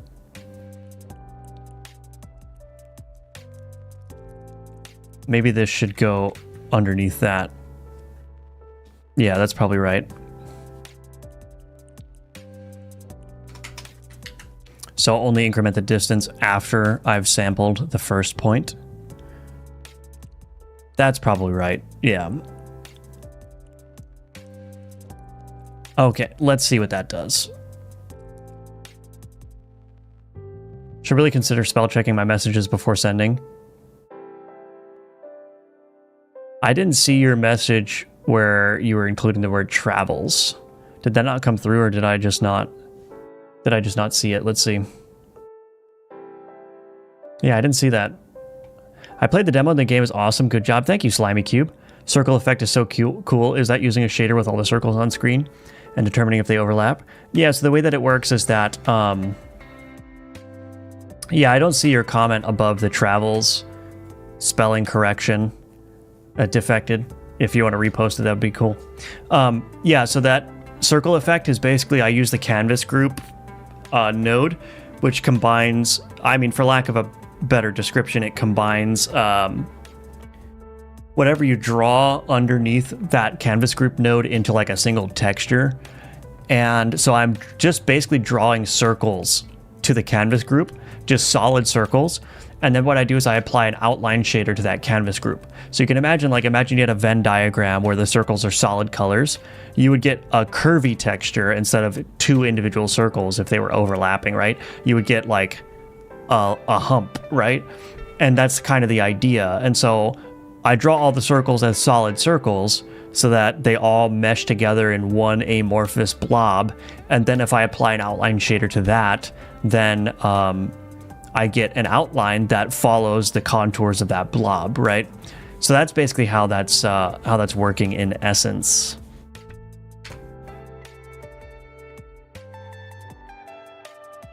There we go. That's looking better. It's not putting a bullet on the last one. That's mostly just probably a bullet density thing.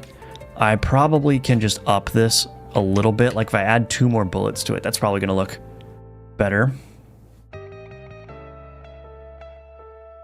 But yeah, this is looking good now, so. Yeah, it's just going to take some work with the path, I think, to make it. I mean, I could even up this. I mean, it looked good at 30. Let me put it back to 30 and see what that looks like.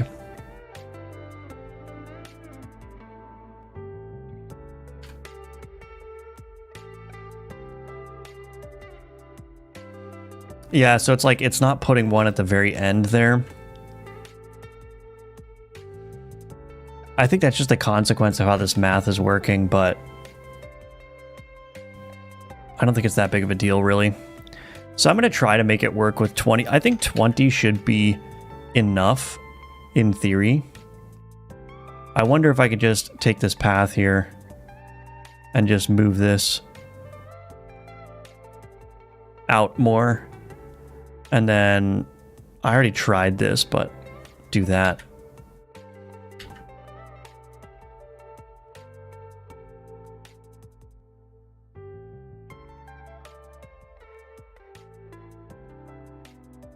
Oh, part of the issue too is that that top bullet is getting hit.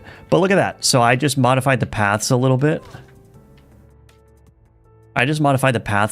And it's looking all right.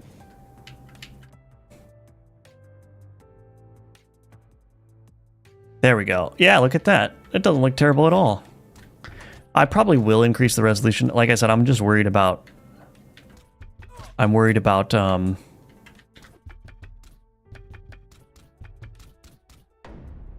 spawning too many bullets at once. 20 should be fine, I think. But if I need to, I can write enemy bullet pooling. I'm very cautious about doing a generalized bullet pooling solution because the bullets are relatively complex, especially the player bullets.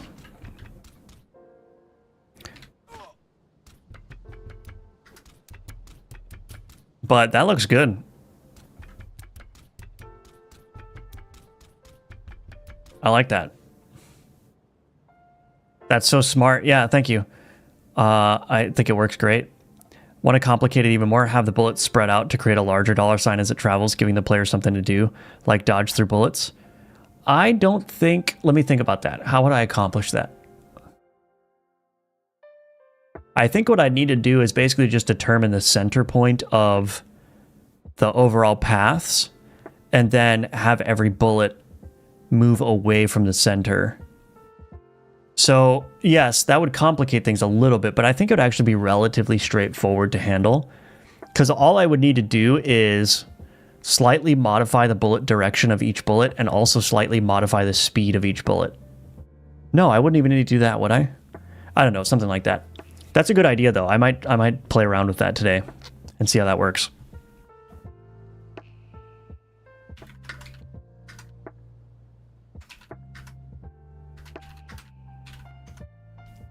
Okay, but anyway, I'm hungry, so I'm gonna go have lunch. But thank you all for watching the stream and hanging out, and for all of your ideas. It was great talking with all of you. Always fun, and I appreciate you being here. And of course, I appreciate all of your support. So again, for anyone that's here or that's watching the VOD, all of the ways that you can support me are in the description below. I've got a number of Udemy courses available for sale. That's a great way to financially support me, and it's a great way to learn how to build a complete game in the Godot engine. Also, this game that I'm working on right now, Gunforged, has a Steam page. You can wishlist the game, and you can also play the demo and send me your feedback. You can leave it as a comment on this video or leave it in the Steam discussion forums. And I think that's basically it. So yeah, it was nice to have you defected. It was nice to have everyone, of course. And I will talk to you all probably tomorrow. I'll be doing a stream at the same time tomorrow. So hope to see you all there. Anyway, have a good day, everyone, and I will see you